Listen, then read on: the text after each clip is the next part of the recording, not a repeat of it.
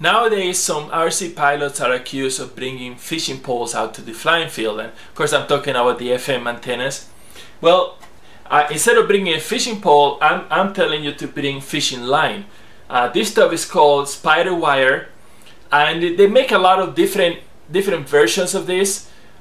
This one in particular is 50-pound test load and 150 yards long, and I don't think they make this one exactly anymore, but one that's very similar sells for like 15 bucks, so that's not too bad. 150 yards is quite a lot. And the material is a type of plastic. It's actually sold by different companies under different names, but it's a type of plastic, and it was invented in 1980, so it's relatively new material, and it's got some interesting properties. In fact, I mean, it's very similar to Kevlar, except of course it's a lot less expensive, but it's incredibly strong.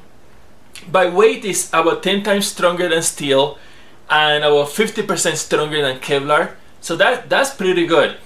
And it doesn't stretch at all. You know, you can pull on it and it's very tight. It's got really low friction when used in an application. In fact, it's comparable to Teflon, and it's got really good abrasion resistance. So in an application where it needs to be rubbing against something, it's just about the best choice you can do. And I've used this in the past for pull rudder cables, because when you do one of those installations, it's probably going to be rubbing against something, but you want something that's lightweight, really strong, and something that's not going to stretch, and this is perfect for that. There's a couple of caveats though. One is that it doesn't like high temperatures, and you never want to take this at a temperature higher than the boiling point of water, which is 200 Fahrenheit or 100 Celsius, which I don't think we normally have to worry about.